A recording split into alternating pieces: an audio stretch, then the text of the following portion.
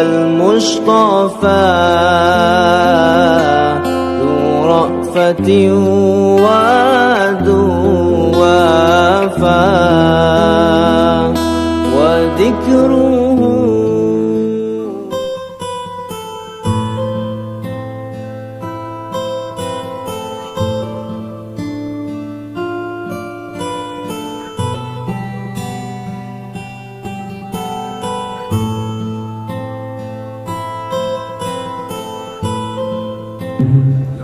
dalam diri Allah SWT yang saya bukti akan itu sebenarnya ini yang saya bukti Astaga Ustaz Rafi yang saya bukti Pak Rizal dan yang saya tidak sebelum saya persatu namanya, namun insya Allah tidak mengalami kesalahan yang dalam kami. Puji syukur yang kita panjatkan kepada Allah SWT. Kita yang harus memberikan kepada ini memberikan kesehatan selama berjalan dan juga berkata banyak nikmat yang diberikan kepada kita, terutama nikmat iman Islam serta nikmat syahadat. Selamat salam salam kehadiran diri kita Nabi Sallallahu Alaihi Wasallam. Semoga kita yang harus berkat berbahagia ini seperti yang mulia ini bagaimana umat-umatnya yang akan selamat.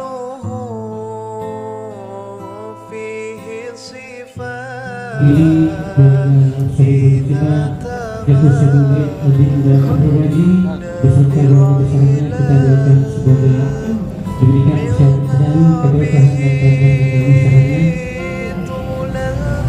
Kita juga usaha kami melalui sahibul baik dan maupun ayahanda kami asal memahami rasanya untuk menjaga tahlil-tahlilnya berhasil. Mudah-mudahan apabila akan memudahkan keberkahan buat keluarganya dan akan diampuninya dosa-dosa kita. Allah terima amal ibadahnya, Allah jadikan kubur pondok menjadi sunnah. Baiklah, untuk acara menghadirinya akan saya bacakan sebetulnya sebagai berikut. Acara yang pertama yaitu pembacaan Yasin yang akan dipimpin oleh Akhina Ustaz Azuli. Untuk yang kedua adalah tahfidz dan kalimat thayyibah yang akan dipimpin oleh Akhina Ustaz Rafi. Dan yang terakhir untuk yang terakhir yaitu mau'izatul hasanah yang akan dibawakan oleh guru kita bersama yakni Kiai Muhammad dari Kota Tangerang Banten. Kiranya itu yang saya sampaikan. Baiklah, untuk bersesuatu pada kedua acara ini dengan mengucapkan alhamdulillah wa kulliyatin salihah fi hadrat Nabi Muhammad Rasulullah sallallahu alaihi wasallam bisyirul Fatihah. Assalamualaikum warahmatullahi wabarakatuh.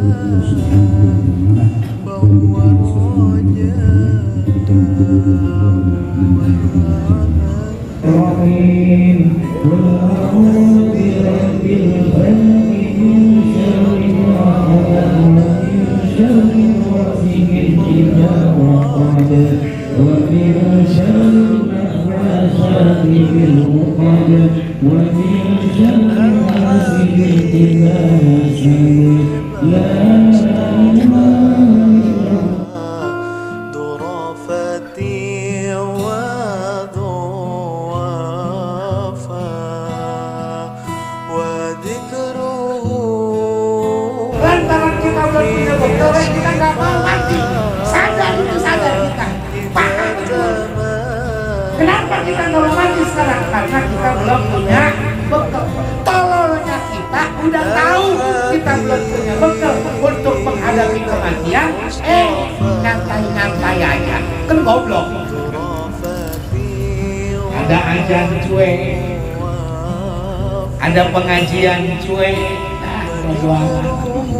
tapi tahu dia hidup itu belum punya bekal untuk menghadapi kematian. Nanti Pak, nanti, bukan sekarang. Nanti kapan? Ketika napas kita sudah sampai di tenggorokan, semua kita menyesal. Jangankan orang yang durjana, jangankan orang yang ahli maksiat, orang yang ahli ibadah pun ketika napasnya sudah sampai di tenggorokan, mereka menyesal. Dulu ada sahabat Nabi namanya Sa'ban radhiyallahu anhu. Beliau selalu sholat berjamaah dengan Rasulullah sallallahu alaihi wasallam. Mereka Sa'ban itu selalu sholat berjamaah bersama-sama dengan Rasulullah sallallahu alaihi wasallam. 5 waktu Sa'ban selalu berjamaah dengan Rasulullah sallallahu alaihi wasallam. Suatu ketika pada sholat subuh, begitu sudah qomat, Nabi ngelihat Sa'ban gak ada. Nabi biasanya kalau berdiri ngimamin itu nengok ke belakang. Maka jadi sunnah tuh, nengok ke belakang. Sufu vakum, rapetin, ayo rapetin, luruskan dan rapatkan sopnya. Bari dilihat satu-satu. Siapa yang gak ada, dilihat. Nabi ngelihat Sa'ban biasanya yang ada di pojokan sebelah kanan Rasul itu nggak ada. Yang kecil dikit. Yang kecil tadi aja kayak gitu diantem, rasanya nanti diantem. Jadi Sa'ban itu kebiasaannya kalau sholat ngambil di pojok sebelah kanan, nggak di tengah, di pojok. Supaya apa? Supaya tidak mengganggu orang yang lalu lalang. Begitu sholat subuh itu Nabi tengok Sa'ban gak ada. Sebentar dulu, sholat kita tunda, nungguin Sa'ban kesian. Biasanya dia ada, ini gak ada. Kalau sampai kita tinggal, kesian. Biasanya cuma ada. Ya kalau emangnya kagak ada, udah gak usah ditungguin. Umpama RT nih, gak ada semuanya di sini. Udah jangan tungguin cuma. Iya emang jarang-jarang. Udah jangan tungguin. Ini mah Sa'ban, kata Rasul, biasanya sholat bersama dengan kita selalu berjamaah 5 waktu. Ini hari nggak ada. Biasanya ada di pojok itu. Ini nggak ada. Kemana Sa'ban? Seorang sahabat pun tidak ada yang tahu kemana Sa'ban hari itu sampai tidak hadir sholat jamaah subuh. Ditunggu. Kalau nungguin dia terus, kata Nabi, ini bisa kehabisan kita waktu sholat subuh. Ayolah kita mulai sholat subuh. Sobat, kalau nanti setelah sholat subuh ada yang tahu di mana rumah Sa'ban, tolong antar saya. Begitu selesai sholat subuh, ditanya ada yang tahu. Tuh. Nabi minta dianterin sama sahabat untuk rumah Sa'ban. Itu fungsinya sholat berjamaah, itu sholat berjamaah. Orang nggak ada nih imam nengok kiri kanan, yang biasa datang nggak datang. Tanya kemana dia nggak datang. Jadi imam tuh yang benar, jadi imam itu. Ya, jadi imam tanya, oh dia sakit, tengokin, obatin. Dia nggak sanggup ke dokter karena nggak punya duit, obatin nama imam. Bawa ke rumah sakit. Duitnya duit DKM. Hah? Lah iya, duit DKM itu kan duit puluhan juta kalau hari Jumat diumuminnya mah. Betul? 10 juta, 70 juta, 100 juta. Ada orang miskin sakit di belakang masjid, apa yang gak keobatan, kan gila namanya. Betul? Lah iya, ini saya ngomong bener, saya ini ngomong. Bang saya ngomong agak bener ini. Jangan buat bikin menara. Emang siapa yang mau sholat di menara masjid? Siapa? Pakai repot-repot banget bikin menara pakai ratusan juta. Orang miskin di kampung kita ada. Udah aja bikin masjid, udah menara mah, udah aja buat taruh speaker mah. Bikin aja udah pipa besi, diriin udah. Sayang duit. Sayang duit, mendingan orang muslim yang kagak punya usaha, modalin usaha tuh dari duit masyarakat, dari duit masjid tuh, modalin. Suruh ganti, tapi jangan apa namanya Pak Mere, jangan Bang Emo, apa? Bang Emo apa sih? Jangan direntenir, jangan. Bang apa? Ya Bang Keliling. Tuh tukang saudara kita muslim, ayo. Nih ketua DKI kalau ada, kalau nggak ada mah nggak apa-apa. Kita lagi ngomong aja nih. Iya. Dilihat, ayo. Dianterin Nabi ke rumah sahabat-sahabat radhiyallahu anhu. Berangkat dari habis sholat subuh sampai ke rumah Sa'ban itu kira-kira kalau jemur anak onta udah kepanasan. Kira-kira jam berapa tuh? Dan kalau kita nyangcang kambing udah kepanasan. Kira-kira jam 9. Kira-kira jam 9 berangkat dari jam 6 sampai jam 9 baru sampai ke rumah Sa'ban. Artinya perjalanan kaki selama 3 jam. Artinya Sa'ban tiap hari datengin Masjid Nabawi di Madinah, pengen sholat berjamaah dengan Nabi, jalannya 3 jam baru sampai ke masjid. 3 jam Sa'ban tuh 3 jam. Kalau kita 3 menit juga gak ada, ke masjid gak sampai. 3 menit juga kagak, ke musola kagak sampai. Sa'ban 3 jam dari rumahnya untuk menuju Masjid Nabawi di kota Madinah yang ingin sholat bersama-sama dengan Nabi. Tiap hari Sa'ban jalan. Nah, kita mah nggak sanggup, nggak bakalan pelek, nggak bakalan dah, kita mah nggak bakalan. Punya motor juga nggak sampai ke mesin, nggak sampai ke motor juga. Emang tolol, kita mah punya motor dilatih tiap hari, ini pakai ke mesin kagak tolol. Oh, begitu sampai ke rumah Sa'ban, Rasul mengucap salam, Assalamualaikum, kata Rasul. Dari dalam rumah ada seorang wanita menjawab, Waalaikumsalam.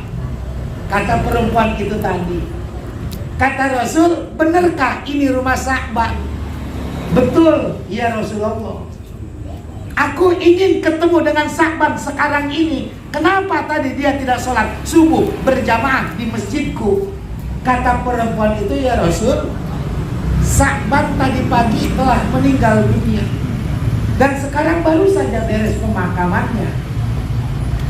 Maklum, zaman dulu mah gak ada bendera kuning kan.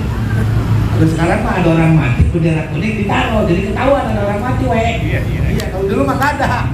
Jadi Rasul nggak tahu Sa'ban baru saja meninggal dunia dan tadi pagi meninggal dunia dan kami baru saja selesai memakamkannya, ya Rasulullah.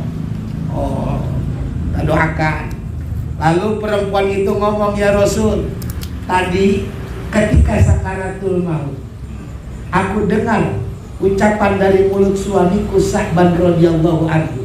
Dia mengucapkan aduh sampai 3 kali. Kenapa ya Rasulullah? Sa'ban sampai teriak aduh, aduh, aduh.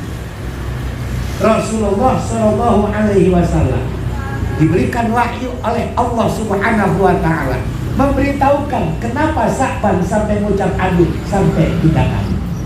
Akhirnya Rasul jawab, wahai ibu, itu tadi Sa'ban ketika sakaratul maut mengucap aduh sampai 3 kali. Dia merasa menyesal atas perbuatannya selama ini di alam dunia. Pengucapan aduh yang pertama, Sa'ban menyesal. Aduh, kenapa tidak lebih jauh? Sebab kalau lebih jauh antara rumah dan masjidku, tentu balasannya jauh lebih nikmat dari sekedar yang dibayangkan oleh Allah Subhanahu Wa Taala. Sebab ketika kita nanti sakaratul maut, ketika nafas kita sudah sampai di tenggorokan, Allah buka tabir alam gaib. Allah buka kemana, balasan apa yang akan kita terima ketika kita sudah meninggal dunia. Ketika kita sakaratul maut, kita sudah melihat tempat apa yang akan diberikan kepada kita, balasan apa yang akan diberikan kepada kita. Kita melihat, orang lain tidak pernah melihat, tapi kita melihat Makanya Sa'ban menyesal. Aduh, kenapa tidak lebih jauh masjid dari rumahku? Andaikan masjidnya lebih jauh, 5 jam saja perjalanan, tentu balasannya lebih baik daripada yang aku lihat dan aku saksikan saat sekarang ini. Yang pertama. Aduh, yang kedua. Dulu ketika Sa'ban akan keluar dari rumah sekitar jam 2 malam untuk menuju Masjid Nabawi di tengah malam buta di musim dingin, ketika Sa'ban membuka pintu untuk keluar rumah, hembusan angin malam yang dinginnya menusuk tulang-tulang sumsum terasa oleh Sa'ban. Sa'ban menggigil. Akhirnya Sa'ban masuk lagi ke dalam. Dia ambil baju, jaket lah, jaket. Tahu jaket mereknya apa? Bukan jaket merek Glen, bukan. Jaket aja ini mah.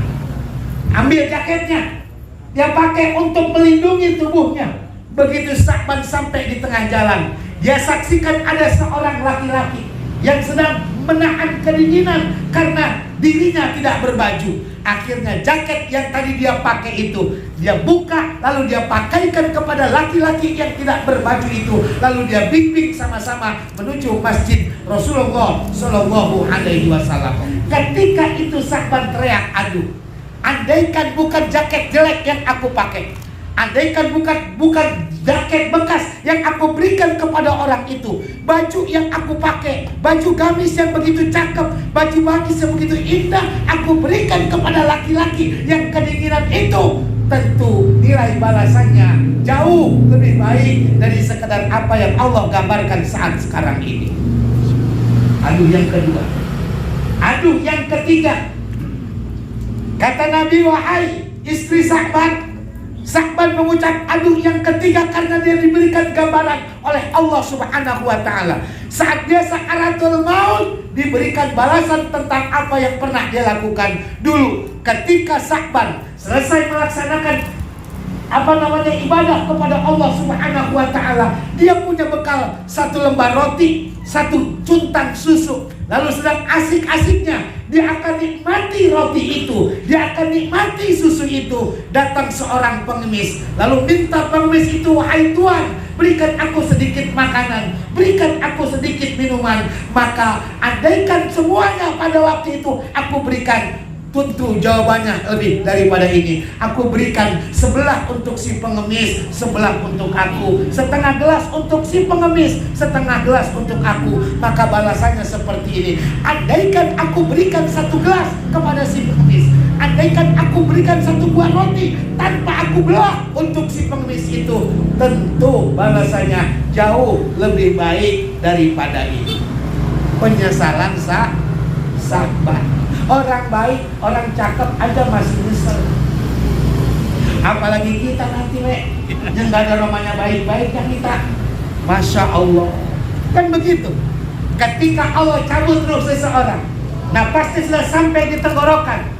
Setiap orang pasti teriak, kata Allah dalam Al-Quran. Yang teriakan itu bisa terdengar ke 7 lapis langit. Sayang 1000 kali sayang. Tidak ada satupun manusia yang bisa mendengar teriakan orang yang sedang sakaratul maut. Apa teriakannya? Rabbi, laula akhaltani ila ajalin qarib fa asaddaqo wa akum minas solihin. Ya Allah, andaikan kau tunda saat kematianku, kau tunda 1 minggu saja saat kematianku, fa asaddaqo, maka akan aku sedekahkan seluruh harta yang aku miliki.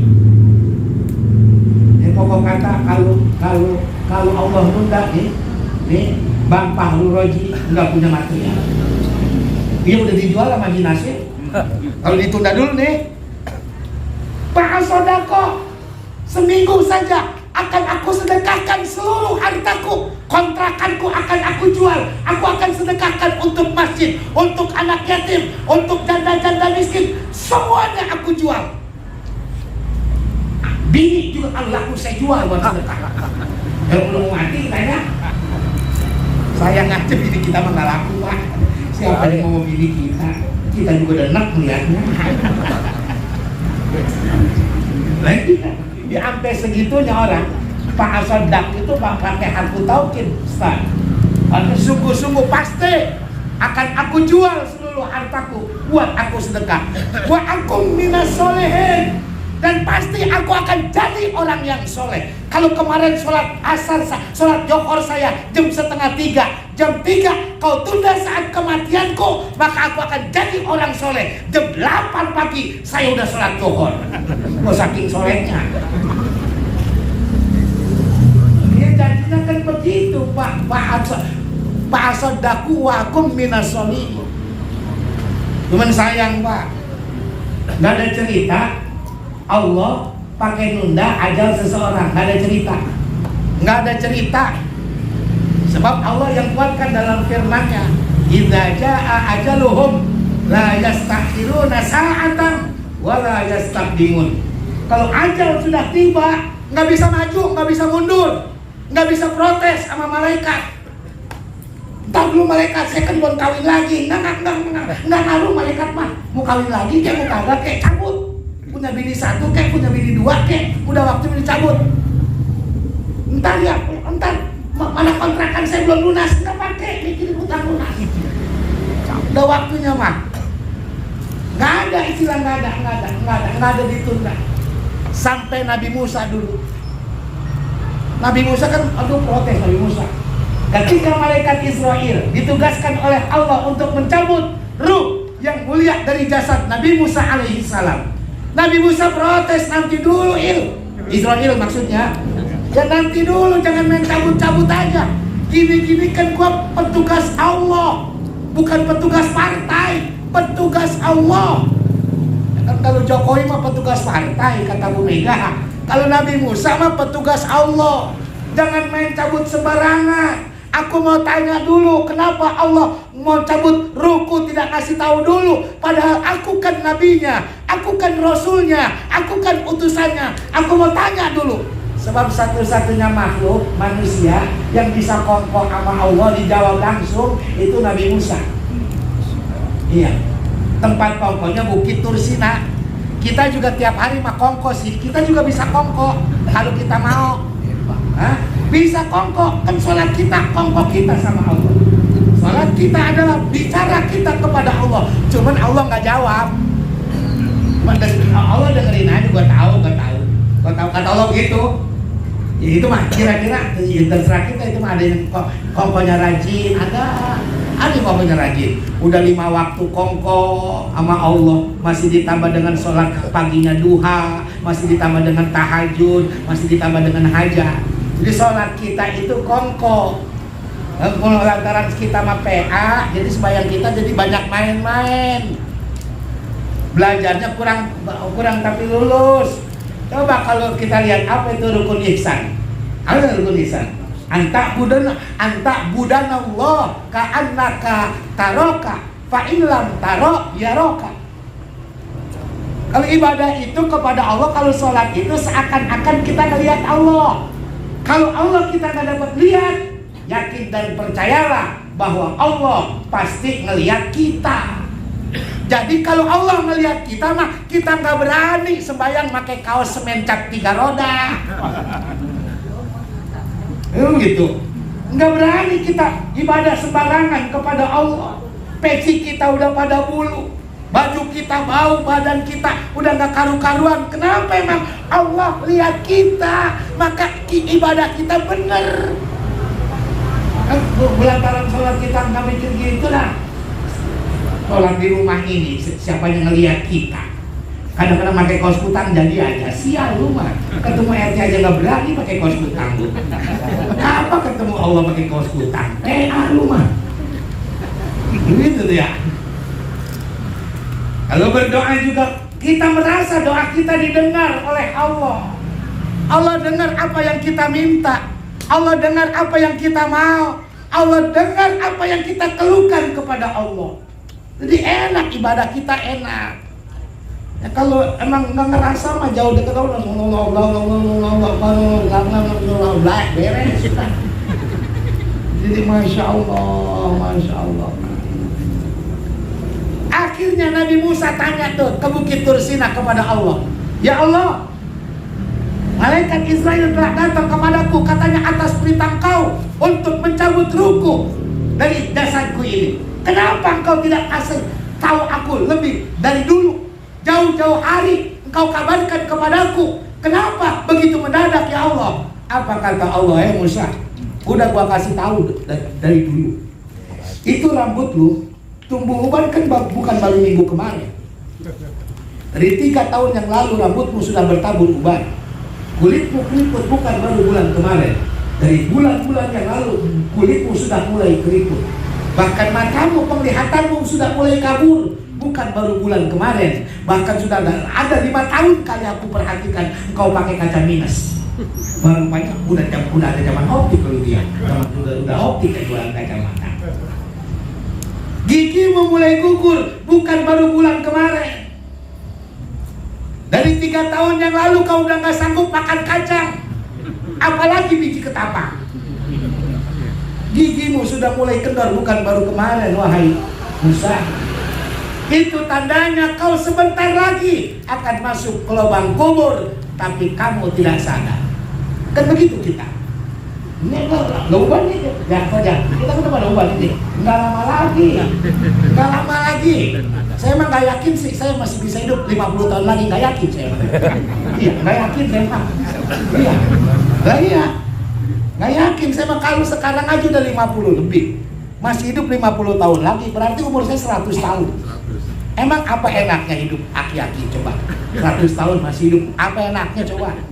Orang sekarang mah, ya ilah 70 tahun aja udah loyo Sekarang umur kita 100 tahun, Masya Allah, apa enaknya? Mandinya bukan kepantes aki-aki mah. Ini umur 100 tahun, pagi-pagi masih mandi basah. Ketawain pengucap, saya aki-aki, gemes juga ya, mesti mandi basah aja. Yang mandinya aja nggak pantas. Anda semua kita nih, Masya Allah, kulit penglihatan kita kalau udah gak dibantu dengan kacamata sudah lemah. Gigi kita sudah gak kuat makan yang keras-keras. Kulit kita udah kelihatan gak sehat lagi. Itu kan tandanya kita mau masuk ke lubang kubur. Emang apa kalau ada panggilan azan kita lewatin aja? Emang apa kalau ada majlis salim kita nggak mau duduk di taman sorga? Taman sorga di alam dunia, bukan di taman mini, bukan di Ancol, bukan di tempat-tempat yang indah. Taman sorga di alam dunia ini adalah majlis ilmu, majlis zikir. Dimakan paling enak kita kalau di majlis taklim. Ibadah yang paling enak Pak, nggak ada lagi di majlis taklim nih kayak begini nih. Sambil ngerokok kita dapat pahala. Begitu, ngandaran jimat. Sambil minum kopi kita dapat pahala. Di mana itu? Duduk di majlis. Sa'atan julusaka fi majalisil ilmi. 1 saat saja engkau duduk di majlis ilmu, itu pahalanya khairum min sholati bi alfi rakaati. Jauh lebih baik daripada engkau sholat sunat sebanyak 1000 rakaat. Ayo coba. Di majlis taklim Pak, yang paling enak Pak. Udah Pak, sambil ngopi, sambil ngerokok, nyender, ngorok lagi. Guru mau setengah mati nerangin, enggak apa-apa, asal niatnya ngaji. Sampai di majlis taklim kita ngantuk, tidur. Asal jangan punya niatan. Lah, daripada di rumah jomelin bini, mendingan gua duduk di majlis taklim, kopi-kopi mendapat gratis Pak. Itu mah tolol namanya. Kita mesti sibuk cari ini tuh. Duduk di majlis taklim. Sampai orang yang gak sempet, kata Nabi, masih dapat bagian. Asal jangan jadi orang yang kelima. Apa kata Nabi? Kun aliman, au muta'alliman, au sami'an, au muhibban, wala takun khamisan fatahlik, kata Nabi. Jadilah engkau orang yang mengajarkan ilmu. Kalau kau gak sempet, gak bisa, gak mampu untuk mengajar ilmu, jadilah engkau orang yang belajar. Bawa bukunya, bawa pulpennya, bawa kitabnya. Gak bisa kita bawa kitabnya, gak bisa bawa pulpennya. Ausami'an, udah cukup di rumah, dengerin di rumah, dengerin. Emang kita ngaji gak bisa, kita lagi sakit, dengerin aja. Au muhibban, atau orang yang cinta kepada majlis taklim. Cinta saja, ngaji gak sempet, kerjanya di Surabaya, pengajian di kampung kita malam Jumat, kita cinta sama pengajian. Nih, duit kirim ke rumah buat beli kuenya, beli rotinya, beli pisangnya, beli kopinya. Ini duit buat beli rokoknya Ustaz. Emang Ustaz yang rokok? Iya. Kirim lagi amplopnya. Itu namanya muhibban, orang yang cinta sama majlis taklim. Wala takun khamisan, jangan kau jadi orang yang kelima. Ngajar kagak, belajar kagak, dengerin kagak, demen juga kagak. Berarti orang itu yang kelima disebut benci sama pengajian. Patahlik kata Nabi celaka. Kan ada orang yang kata bahwa pengajian ada. Ada. Saya ngaji man 3 biji juga. Berisik banget pakai speaker. Ini ada. Nah, emang kita mah nasib emang. Menjadi ustaz mah begitu emang. Iya. Jadi ustaz mah jangan sampai didemenin sama masyarakat. Kalau jadi ustaz didemenin seluruh masyarakat berarti bukan ustaz. Iya. Kiai, ulama, ustaz didemenin sama seluruh masyarakat yang ada di kampungnya, orang cinta semua sama dia, bukan ustaz. Sebab gak ada cerita. Nabi juga dibenci. Jadi kita mah kalau dibenci sama orang, ya emang dulunya kok dibenci gitu. Dan jangan takut ustaz, jadi ustaz dia tuh benci banget sama gua. Emang kudunya dia mah benci sama gua, sebab gua mah ustaz. Kalau dia demen sama gua, berarti gua bukan ustaz. Gitu aja gitu. Ustaz mah kalau jawab bener, ustaz kalau jawab bener. Ustaz kalau jawab bener, RT gua benci ustaz. Iya, kalau jawab bener ustaz mah. Iya, kalau berarti kalau ada RT, ada RW demen sama ustaz, berarti bukan RW-nya yang kagak bener, tapi ustaznya yang kagak bener. Nah, ayo gua dimusuhin nih weh, ustaz weh. Ya kan ustaz mah nggak boleh ngelihat kemungkaran. Iya, weh kata ustaz, itu coba KP kalau belum sholat isya mah jangan buka dulu, ganggu ibadah orang. Kan RW itu, kata RW ustaz lagi lemes amat sih, biarin masih KP dia, yang bukan dia, yang nggak sembahyang dia. Emang apa lu timbang jadi ustaz, repot banget, kalau gitu. Akhirnya kan ustaz dibenci. Memang kudunya ustaz dibenci mah kudunya. Udah jam berapa ini? Nah, ngaji mah jangan lama-lama, mereka nanti masih. Lewat dari jam 9. Nah, jadi itu penting buat kita, jangan sampai kita menyesal. Dan terakhir kita ingatkan khusus buat keluarga besar almarhum. Kita peringati haulnya yang kedua ini. Kita ingat jasa-jasa beliau. Beliau sudah meninggal dunia. Terangi kubur beliau, tapi bukan dengan lampu mercusuar yang 100 watt. Terangi lampu beliau dengan banyak bersedekah atas nama beliau. Luaskan kubur beliau, bukan kita gali, kita lebarin lagi, tapi kita luaskan dengan kiriman Fatihah kita, kiriman doa kita, kiriman Yasin kita kepada almarhum. Udah mah dulu waktu almarhum hidup. Ini anak-anak cucunya nih. Udah mah dulu kita waktu emak kita masih hidup, waktu engkong kita masih hidup, semua nih. Kan kita mah jelek-jelek begini Pak, masih ada manfaatnya buat yang mati. Kita biar jelek begini sama orang mati, kita masih sangat bermanfaat. Apalagi kakek kita, nenek kita yang udah meninggal dunia, bapak kita, ibu kita yang udah meninggal dunia, kita sangat bermanfaat buat mereka. Dan hampir setiap saat mereka mengharapkan kita. Apa manfaatnya? Mendoakan kepada kakek nenek kita, doakan kepada ibu bapak kita. Itu adalah sesuatu yang sangat bermanfaat. Innallaha yarfa'ul azabal mauta bidu'ail haya. Sesungguhnya Allah akan angkat siksa orang yang ada di dalam kubur lantaran doa orang yang masih hidup. Luar biasa. Masya Allah. Andai kata kakek kita, andai kata nenek kita, andai kata ayah dan ibu kita, mereka sekarang saat ini sedang disiksa oleh Allah dengan lantaran kita hadir di sini, taklim, ngaji bersama, serta kirimkan doa buat mereka semua. Siksa mereka akan diangkat. Tapi naudzubillah min dzalik. Mudah-mudahan keluarga kita semua, 7 turunan ke bawah kita, 7 turunan ke atas kita, semua diberikan nikmat oleh Allah Subhanahu wa Ta'ala. Ingat kita, waktunya kita masih hidup. Waktu bapak kita masih hidup, kita sering banget nyakitin bapak kita. Ayo coba ingat-ingat, ayo bapak. Bapak kita sering ngomel sama kita. Sakit nggak bapak kita? Mak kita sakit nggak ngelihat kelakuan kita, ngelihat lagu kita, lagu kebandelan kita, sakit. Mana dikit-dikit duitnya hilang di kantong utang. Itu kan kerjaan kita. Sakit banget. Udahlah, waktu hidup mah orang tua kita sakit sama kita. Sering kita buat sedih kedua orang tua kita, kakek nenek kita. Sudahlah, ketika mereka sudah meninggal dunia, berikan kebahagiaan untuk kakek nenek kita. Berikan kebahagiaan untuk ayah dan ibu kita.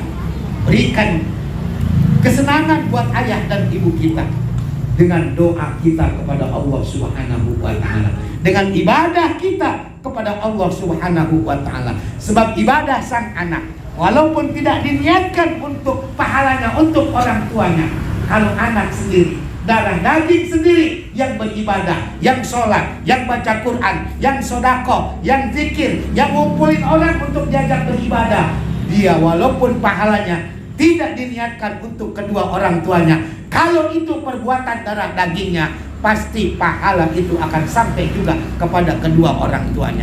Li'annal walada al-insanu min sa'yihi, karena anak adalah hakikatnya hasil usaha jerih payah daripada kedua orang tua kita. Jadi walaupun kita sholat, pahalanya kita kagak niatin, mak kita mah dapat pahala. Mak kita dapat pahala. Kita sedekah nih, punya duit, kita nggak niat pahalanya buat mak saya, nggak niat begitu, enggak. Walaupun tidak diniatkan, pahala itu pasti sampai kepada mak kita. Mohon maaf. Assalamualaikum warahmatullahi wabarakatuh.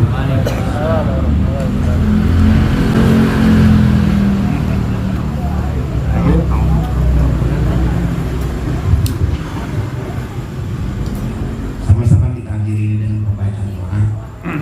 Mudah-mudahan khususnya kepada almarhum Haji Nasir bin Tugur dan seluruh nama-nama yang tercatat dalam kertas ini, semuanya Allah ampuni salah dan dosanya, Allah terima amal ibadahnya, Allah tempatkan para arwah mereka semua di tempat yang penuh dengan kenikmatan oleh Allah Subhanahu wa taala, merupakan taman di antara taman-taman surga Allah Subhanahu wa taala.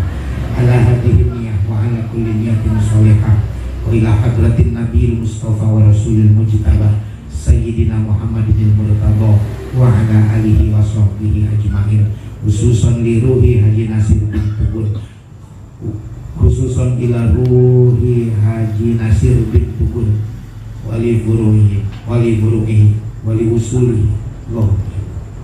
Al-Fatihah. A'udzubillahi minasyaitonirrajim. Bismillahirrahmanirrahim. Alhamdulillahirabbil alamin arrahmanirrahim maliki yaumiddin. Iyyaka na'budu wa iyyaka nasta'in. Ihdinas siratal mustaqim. Siratal ladzina an'amta 'alaihim ghairil maghdubi 'alaihim waladdallin.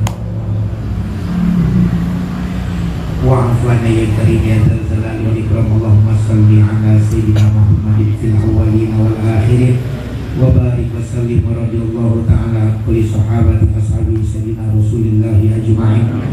Alhamdulillahi rabbil alamin hamdan yuwafi ni'amahu wa yukafiru mazidah.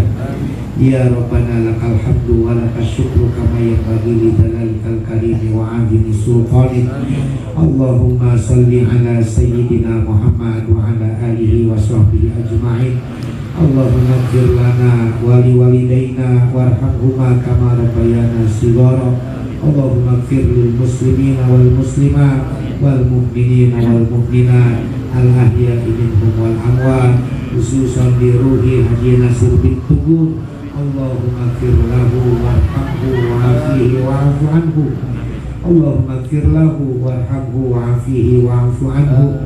Allahumma ighfir lahu warhamhu wa'afihi wa'afu anhu. Allahumma ij'al qabrahu rawdatan min riyadil jinan. Allahumma ij'al qabrahu rawdatan min riyadil jinan. Allahumma ij'al qabrahu rawdatan min riyadil jinan wa la taj'al qubrahu hufrah min ghufari nira. Allahumma ij'al ahlahu min ahlil khair wal ahlil ibadah. Allahumma ij'al ahlahu min ahlil khair wal ahlil ibadah. Allahumma ij'al auladana auladan sholihan nafi'an fid dini wad dunya wal akhirah. Allahumma zidna ilman nafi'an warzuqna halalan thayyiban waj'alna min ibadikas sholihin. Allahumma inna nas'aluka ridhaka wal jannah wa na'udzubika min sakhatika wan nar. Allahumma anzilna munzalan mubarakan wa anta khairul munzilin. Allahumma anzilna munzalan mubarakan wa anta khairul munzilin. Allahumma anzilna munzalan mubarakan wa anta khairul munzilin. Allahumma la tuzigh qulubana ba'da idh hadaitana wa hab lana min ladunka rahmatan innaka antal wahhab. Rabbana zalamna anfusana wa illam taghfir lana wa tarhamna lanakunanna minal khasirin. Rabbana atina fid dunya hasanah wa fil akhirati hasanah wa qina adzabannar wa adkhilna jannata ma'al abrar ya aziz ya ghafar ya rabbal alamin. Wa sallallahu ala sayyidina Muhammadin wa ala alihi wa sahbihi ajma'in. Rabbi subhanaka rabbika rabbil izzati amma yasifun wa salamun alal mursalin alhamdulillahi rabbil alamin. Al-Fatihah. Bismillahirrahmanirrahim. Alhamdulillahi rabbil alamin arrahmanir rahim maliki yaumiddin. Iyyaka na'budu wa iyyaka nasta'in. اهدنا الصراط المستقيم صراط الذين أنعمت عليهم غير المغضوب عليهم ولا الضالين. واعف عنا يا كريم واعف عنا يا كريم واعف عنا يا كريم. اللهم بحق الفاتحة وشر الفاتحة وكرامة الفاتحة يا فارج الهم ويا كاشف الغم يا من لعبده يغفر ويرحم ويا دافع عندنا يا الله ويا دافع عندنا يا رحمن ويا دافع عندنا يا رحيم. دعوهم فيها سبحانك اللهم وتحيتهم فيها سلام وآخر دعوهم أن الحمد لله رب العالمين. Tempat atau penjangan yang kurang berkenan di hati pada para jemaah sekalian, sekali lagi kami mohon maaf yang sebesar-besarnya. Kiranya cukup sekian sambutan dari saya. Billahi taufiq wal hidayah.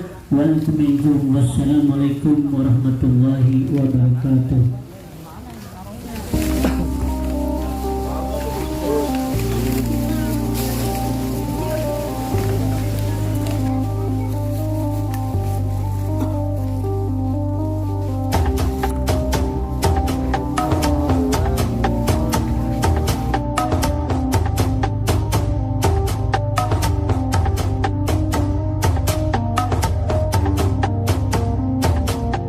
Alangkah indahnya hidup ini, andai dapat ku tatap wajahmu, kan pasti mengalir air mataku karena pancaran ketenanganmu. Alangkah indahnya hidup ini, andai dapat ku kejuk tanganmu, moga mengalir keberkatan dalam diriku untuk mengikut jejak langkahmu. Ya Rasulullah ya Habiballah, tak pernah ku tatap wajahmu. Ya Rasulullah ya Habiballah, kami rindu padamu.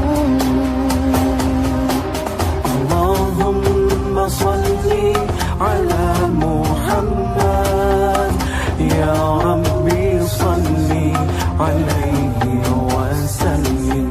Allahumma salli ala Muhammad, ya Rabbi salli alaihi wa sallim.